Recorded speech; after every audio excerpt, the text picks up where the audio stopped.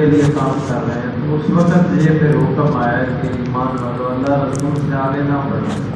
پھر ان کو دوبارہ حکم دیا گیا ہے کہ عید کے بعد تم دوبارہ سے جانور خریدو اور پھر سے قربانی کرو، پہلے والی قربانی تمہاری اللہ کی بارگاہ میں قبول نہیں۔ تو یہ ایسا موقع ہوتا ہے جس پہ جانور خاص طریقے سے خاص ٹائم پہ اور خاص نسبت سے ذبح کیے جاتے ہیں۔ ویسے تو روز ذبح ہوتے ہیں، روز گوشت بنتا ہے، لیکن قربانی کے موقع پہ کوئی خاص بات ہے۔ ان دنوں میں جب ماہ ذی الحج کا چاند نظر آتا ہے تو منڈیوں میں جانوروں کی خرید و فروخت ہوتی ہے، ممبر و محراب سے قربانی کے فضائل، مسائل، دیگر چیزیں ذکر کی جاتی ہیں، تو ہر طرف تقریباً یہی ذکر ہو رہا ہوتا ہے۔ ان خاص موقعوں پہ ایک خاص طبقے کے لوگ ایک آواز بلند کرتے ہیں۔ قربانی کا موسم آتا ہے تو ایک آواز اٹھتی ہے کہ یہ مسلمان پتہ نہیں اتنا خرچہ کیوں کر دیتے ہیں، اتنے جانور ذبح کرنے کی ضرورت کیا پڑ گئی ہے، یہ سارے پیسے غریبوں مسکینوں میں تقسیم کرتے تو بڑا فائدہ ہوتا ہے۔ یہ آواز اٹھتی ہے۔ حج پہ لوگ جا رہے ہوتے ہیں تو اس وقت یہ آواز اٹھتی ہے، یہ اتنے لاکھوں روپے لگا کے اتنے لوگوں کو جانے کی ضرورت کیا ہے، یہ پیسے غریبوں مسکینوں میں لگا دیتے تو بڑا فائدہ ہو جاتا ہے۔ ولادت باسعادت کے موقع پہ جب لوگ خرچ کرتے ہیں، کھانے کھلاتے ہیں، خوشیاں بانٹتے ہیں، تو پھر یہ آواز اٹھتی ہے کہ یہ اتنا تردد کرنے کی ضرورت کیا ہے، یہ مسلمان غریبوں مسکینوں میں تقسیم کر دیتے تو بڑا فائدہ ہوتا۔ تو یاد رکھیں، ایسی آواز اٹھانے والے لوگ کوئی انسانیت کے ہمدرد نہیں ہوتے، صرف وہ ڈائریکٹلی دین اسلام کی دشمنی نہیں کر سکتے، وہ پھر اس طریقے سے اپنے بات چلاتے ہیں، یعنی مسلمانوں کے یہ شعائر، یہ ان کی تعظیمی چیزیں، بنیادی چیزیں آہستہ آہستہ ختم کر دی جائیں، ان کی ویلیو ختم ہو جائے تو آہستہ آہستہ ان کا بھی نظام ختم ہو جائے گا۔ یعنی اب حج کے موقع پہ یہ آواز اٹھانے کی کیا ضرورت ہے؟ سال میں اور موقع تھوڑے غریبوں مسکینوں کو تقسیم کرنے کے۔ قربانی کے موقع پہ کیا ضرورت پڑ گئی ہے ایسی آواز بلند کرنے کی؟ کیا اس میں غریبوں کا فائدہ نہیں ہوتا ہے کہ وہ اس موقع پہ سارے جی بھر کے گوشت کھاتے ہیں، ان کو بہت سارے اور فوائد حاصل ہوتے ہیں؟ تو یہ ایسے لوگ ہوتے ہیں جو دین دشمن لوگ ہوتے ہیں، اسلام دشمن لوگ ہوتے ہیں۔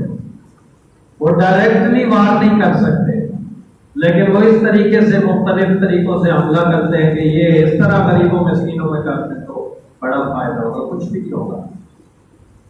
ان کے اپنے بہت سارے فضائل اور اہمیت ہے۔ سب سے بڑی حکمت قربانی کی یہ ہے کہ اس میں توحید کا تحفظ ہوتا ہے۔ جانور پہلے بھی ذبح ہوتے ہیں، لیکن اس وقت لوگ جانور بتوں کے نام پہ ذبح کرتے ہیں کہ یہ فلاں بت کے نام پہ ہے، یہ فلاں بت کے نام پہ ہے، یہ فلاں بت کے نام پہ ہے۔ پھر ان بتوں سے ثواب کی امید رکھتے ہیں، جزا کی امید رکھتے ہیں، جن کو اپنا بھی کوئی پتہ نہیں ہوتا۔ تو جانور ذبح کرنے سے نہیں روکا گیا ہے، رخ پھیرا گیا ہے۔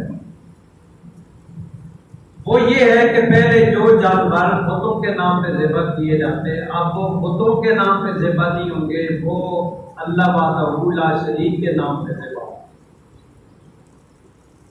پہلے جو بتوں کی قربت کے لیے جانور ذبح ہوتے ہیں، اب وہ بتوں کی قربت کے لیے جانور ذبح نہیں ہوں گے، بلکہ اپنے خدا وحدہ لا شریک خالق حقیقی کے قرب اور اس کی رضا کے لیے جانور ذبح ہوں گے۔ رخ پھیرا گیا ہے۔ ان جھوٹے خداؤں سے، جھوٹے بتوں سے ہٹا کے رخ پھیرا گیا ہے اور اللہ تعالیٰ نے اپنی رضا کے لیے جانور ذبح کرنے کا حکم دیا ہے۔ پہلی اس کی حکمت یہ ہے کہ جانور ذبح کرنے سے قربانی کے موقع پہ توحید کا تحفظ ہوتا ہے۔ اگلی بات، مسلمانوں کو ہمیشہ عبادات میں منظم کیا گیا ہے، تربیت کی گئی ہے، ایک نظام دیا گیا ہے۔ نماز کے موقع پہ آپ دیکھیں تو ایسے نہیں ہوتا ہے کہ بھائی جن کے پاس پیسے ہیں وہ پہلی صف میں آ جائیں باقی پیچھے ہو جائے، کبھی ہوتا ہے ایسے؟ ہوتا ہے؟ یا جن کی کوٹھیاں ہیں وہ پہلی صف میں آ جائیں باقی جن کے کچے مکان ہیں وہ آخری صف میں چلے جائیں؟ نہیں ہوتا ہے ایسے۔ جنہوں نے کاٹن کے کپڑے پہنے ہوئے ہیں وہ پہلی صف میں بیٹھ جائیں باقی جن کے نارمل ہیں وہ پچھلی صف میں؟ نہیں ہوتا ہے ایسے۔ امیر، غریب، بادشاہ، گدا سب ایک صف میں کھڑے ہوتے ہیں۔ یہ ایک نظام ہے اسلام کا، اور آواز لگتی ہے کندھے کے ساتھ کندھا ملائے۔ مثلاً جس بھائی کے ساتھ تم مسجد میں کندھا ملا رہے ہو تو باہر بھی اگر اس کی پریشانی ہوتی ہے تو اس کے ساتھ کندھے سے کندھا ملا کے کھڑے ہو، تم ایک ہو۔ آج کے موقع پہ دیکھیں، لباس ایک جیسا، زبان ایک جیسی، کلمات ایک جیسے، ارمان ایک جیسے، یہ ساری چیزیں بھی ہمیں ایک منظم ایک لڑی میں پروتی ہیں۔ اور قربانی کرنے والے اور دیگر مسلمان اس موقع پہ اس نظام میں ایک جیسے ہوتے ہیں کہ ان خاص دنوں میں ہم بھی تکبیرات تشریق بلند کرتے ہیں۔ اللہ اکبر، اللہ اکبر، لا الہ الا اللہ، اللہ اکبر، اللہ اکبر وللہ الحمد، یہ بلند کی جاتی ہے۔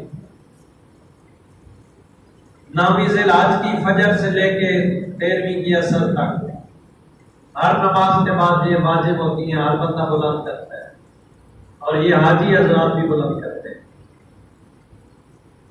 10 ذی الحج کو صاحب استطاعت لوگ قربانی کے جانور ذبح کرتے ہیں پوری دنیا میں، اور 10 ذی الحج کو ہی حاجی حضرات بھی اپنی قربانی کے جانور ذبح کرتے ہیں۔ آپ دیکھیں، عام جو لوگ حج کی سعادت حاصل نہیں کر سکتے، ان دو چیزوں پہ قربانی میں اور تکبیرات تشریق میں حاجیوں کے ساتھ ان کی بھی نسبت ہو جاتی ہے۔ جیسے حاجی وہ بلند کرتے ہیں اور وہ قربانی کرتے ہیں، اس طرح ایک عام مسلمان بھی وہی کام کر رہا ہوتا ہے۔ اور قربانی کا ایک خاص وقت ہے، یہ بھی ایک منظم نظام ہے۔ رمضان شریف آتا ہے تو یہ نہیں ہوتا ہے کہ اس محلے والے زہر ٹائم روزہ رکھیں گے اور عصر ٹائم کھولیں گے، اور دوسرے عصر ٹائم رکھیں گے اور مغرب ٹائم کھولیں گے، اور اگلے والے مغرب ٹائم رکھیں گے، عشاء ٹائم کھولیں گے۔ ایسے ہوتا ہے؟ ایک ٹائم ہے، سحری سے لے کے غروب آفتاب تک یہ ہمارا ٹائم ہے۔ یہ بھی ایک نظام ہے۔ مسلمان جو اسلام کی دولت کو قبول کرتا ہے، ہمیشہ اسلام اس کو منظم کرتا ہے، تربیت دیتا ہے، اس کو راستہ دکھاتا ہے، اتحاد کا درس دیتا ہے۔ آپ دیکھیں، قربانی کے موقع پہ خاص قسم کے جانور ذبح ہوتے ہیں، کیونکہ یہ اللہ تعالیٰ کا حکم ہے۔ ویسے حلال اور بہت ساری چیزیں بھی ہیں، لیکن خاص جانوروں کی کیٹیگری ہے، یہ تم نے ذبح کرتے ہیں، جن میں اونٹ 5 سال کا ہونا چاہیے، گائے 2 سال کی، بکری 1 سال کی، اور اگر دمبا ہو بھیڑ والا تو وہ 1 سال کا، 6 مہینوں کا ہو لیکن 1 سال کا لگتا ہو، یعنی اچھا خاصا صحت مند ہو تو وہ 6 مہینوں کا بھی لگ جاتا ہے۔ تو خاص عمر رکھی گئی ہے۔ اور پھر جب گوشت کی تقسیم ہوتی ہے تو اس میں یہ نہیں ہے کہ آپ نے ذبح کرنا ہے تو پھر بس ٹھیک ہے رکھ دینا ہے تو سارے اپنا اپنا کھا لیں گے، اس میں بھی ایک ترتیب رکھی گئی ہے۔ اور وہ یہ ہے کہ ایک حصہ اپنے لیے، ایک اللہ رسول کے لیے، اور ایک اپنے دوست احباب اور دیگر جو آپ کے چاہنے والے ہیں ان کے لیے۔ 3 ایسے ہیں۔ بعض لوگ سوال کرتے ہیں کہ سارا رکھ سکتے ہیں کہ نہیں رکھ سکتے؟ بھائی سارا رکھ سکتے ہیں، لیکن کیا آپ نے قربانی سارا گوشت رکھنے کے لیے کی تھی؟ اگر یہ مقصد تھا تو پھر یہ ویسے بھی حاصل ہوتا رہتا ہے۔ قربانی کے موقع پہ ذرہ برابر بھی کوئی خراش آ گئی تو سمجھیں سارا جو تردد کیا ہے وہ ردی کی ٹوکری پہ چلا جائے گا۔ مثلاً ایک جانور ہم لے آتے ہیں، اچھا خاصا جانور ہے، مہنگا جانور ہے، پھر اس کو ہم محلے میں پھراتے ہیں، اور اس کی ایک خاص وجہ ہوتی ہے کہ لوگ باہر نکلتے ہیں عصر کے ٹائم میں دیکھیں گے یہ جانور کس نے لیا ہے، ماشاءاللہ جی بڑا جانور لیا ہے، ملک صاحب نے اس دفعہ بڑی محنت کی ہے۔ دل میں بھی یہ خواہش تھی کہ لوگ کہیں گے اس دفعہ بڑی محنت کی ہے، بڑا خرچہ کیا ہے، ضائع ہو۔ اور قیامت کے دن بھی اللہ کی بارگاہ سے یہی اعلان کیا جائے گا جن کے لیے کی تھی ان سے اپنا اجر لے لو، میرے پاس تمہارے لیے کچھ نہیں ہے۔ تو اس لیے چھوٹا جانور ہے یا بڑا ہے، جتنی قیمت کا ہے، تھوڑی کا ہے یا زیادہ قیمت کا ہے، ہمارا اصل میں مقصود یہ ہونا چاہیے کہ ہم یہ قربانی کا جانور جو اس کے لیے پیسے لگائے، جو اس کی خدمت کی، جو گوشت بنایا، جو کچھ ہم نے کیا ہے، اس میں ہمارا خاص مقصد یہ ہے کہ ہمیں اللہ کی رضا نصیب ہو جائے، بس۔ اس سے آگے کوئی خواہش پیدا ہوتی ہے تو سوائے گوشت کے، سوائے اس کے ذبح کرنے کے اور ہاتھ میں کچھ بھی نہیں آئے گا، کیونکہ اللہ کی بارگاہ میں نہ ہمارا گوشت جاتا ہے نہ ہمارا خون جاتا ہے، بلکہ جو بندے کے دل میں تقویٰ اور نیت موجود ہوتی ہے وہ اللہ کی بارگاہ میں جاتا ہے۔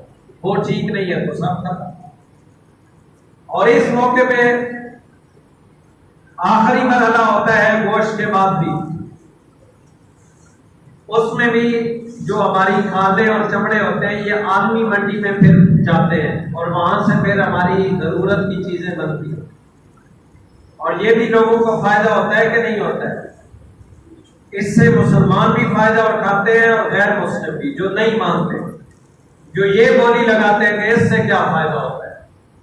اور قربانی کی ایک حکمت یہ بھی ہے طبی لحاظ سے، ڈاکٹری لحاظ سے، ایک بندے کو سال میں کم از کم ایک دفعہ گوشت کھانا ضروری ہوتا ہے انسان کی صحت کے لیے۔ کتنی دفعہ؟ ایک دفعہ، سال میں ایک دفعہ، یہ انسان کی صحت کے لیے ڈاکٹری رپورٹ کے مطابق ضروری ہے کہ وہ سال میں ایک دفعہ گوشت ضرور کھائے۔ اب کیا پتا کوئی ایسا بندہ ہو جس کے پاس سال میں ایک دفعہ کھانے کا بھی اہتمام نہ ہو سکے، تو دین اسلام دین فطرت ہے، اس وجہ سے اس میں یہ بھی حکمت ہے کہ وہ جو سال میں ایک دفعہ بھی نہیں کھا سکتے، دین اسلام ان کے لیے بھی یہ اہتمام کر دیتا ہے کہ وہ سال میں کم از کم ایک دفعہ گوشت استعمال کر لیتے ہیں۔ تو اصل میں ہماری جو مقصود ہے، جو ہمارا محور ہے، وہ یہ ہے کہ ہمیں رب کی رضا نصیب ہو، کوئی بھی موقع ہو۔ تو قربانی کا موقع بھی جانور ذبح کیے جاتے ہیں، اور اس میں حضرت ابراہیم علیہ السلام، حضرت اسماعیل علیہ السلام کی یاد بھی زندہ ہوتی ہے، اللہ کا قرب بھی نصیب ہوتا ہے۔ یہ جو قربانی کا لفظ ہے یہ قربان سے ہے، اور یہ قرب ان سے نکلا ہے، تو یہ خاص اس کا مقصد ہی یہ ہوتا ہے کہ اللہ کا قرب نصیب ہو۔ فائدہ کتنا بڑا ہوتا ہے اگر یہ اللہ کی رضا کے لیے کی جائے، دیگر جو ہمارے لوازمات ہیں ان سے ہٹ کے بندہ اللہ کی رضا کے لیے قربانی کا جانور ذبح کرتا ہے۔ سرکار دو عالم صلی اللہ علیہ وسلم کا فرمان علی شان ہے کہ اس جانور کا خون زمین پر گرنے سے پہلے پہلے اللہ قربانی کرنے والے کے گناہ معاف کرتا ہے۔ شرط یہ ہے کہ اس کی رضا دل میں ہونی چاہیے، بھائی اس کی رضا کے لیے۔ دیگر اگر چیزیں ذہن میں موجود ہیں تو سمجھے سب کام ختم ہو جائے۔ تو یہ ساری حکمتیں ہیں۔ یہ ذی الحج کا مہینہ سال کا کون سا مہینہ ہوتا ہے؟ آخری مہینہ ہوتا ہے۔ اس کی 10ویں تاریخ کو حضرت ابراہیم علیہ السلام نے یہ قربانی کا اہتمام کیا ہے، اور اگلا مہینہ محرم الحرام کا ہوتا ہے، اس کی 10ویں کو آل رسول نے اپنی قربانیاں پیش کی ہیں۔ تو سال کی، اسلامی سال ابتدا بھی قربانی سے ہوتی ہے اور اس کی انتہا بھی قربانی سے ہوتی ہے۔ مطلب یہ ہے کہ دین اسلام ہمیشہ قربانیوں کے زور پہ پلتا پھولتا ہے اور پرورش پاتا ہے۔ تو مجھے اور آپ کو چاہیے کہ یہ ساری چیزیں ذہن میں رکھ کے، اور آخری جو ہمارا مقصد اور محور ہے وہ یہ ہے کہ اللہ کرے اس عظیم سعادت کی وجہ سے اللہ تعالیٰ ہمیں اپنا قرب نصیب فرمائے، اور اس موقع پہ آپ کے جہاں دیگر مستحقین آپ کا انتظار کرتے ہیں، وہاں پہ دینی ادارے بھی آپ کا انتظار کرتے ہیں، خاص کر حال چمڑے کی اس معاونت کی وجہ سے۔ تو ہمارے ابراہیم خلیل مسجد میں ہمیشہ یہ بار کیمپ لگتا ہے، اور آپ لوگ الحمدللہ بڑی محبت کے ساتھ معاملت فرماتے ہیں۔ تو اس دفعہ بھی اس موقع پہ اپنے جامعات کو یاد رکھتے ہیں۔ تقریباً 13 ادارے ہیں جو اس وقت کام کر رہے ہیں، اور یہ آپ کے قریب میں بھی ابھی اوپننگ ہوئی ہے اسلامک سینٹر کی، اور جامعہ رحمانیہ نوریہ جہاں پہ سینکڑوں بچے بچیاں دینی تعلیم حاصل کرتے ہیں، اور آپ کی اس معاملت کی وجہ سے اگر کوئی ایک آدمی بھی ایسا فرمان چڑھتا ہے جو پھر ممبر رسول پہ بیٹھ کے آپ کو دین اسلام کی تبلیغ کرتا ہے، تو یقیناً آپ کے لیے ایک صدقہ جاریہ بھی ہے۔ دعا ہے اللہ تعالیٰ مجھے آپ کو حقائق سمجھنے کی توفیق نصیب فرمائے۔ انشاءاللہ العزیز عید کی نماز 6:30 بجے ادا کی جائے گی ابراہیم خلیل مسجد سے۔ 6:30 بجے انشاءاللہ عید کی نماز ادا کی جائے گی۔ تو ٹائم ذہن میں رکھیے گا، وقت پہ تشریف لے آئیے گا تاکہ بر وقت عید کی نماز ہو اور آپ اپنے قربانی کے معاملات کی آسانی کے ساتھ کر سکیں۔ اللہ عمل کی توفیق عطا فرمائے۔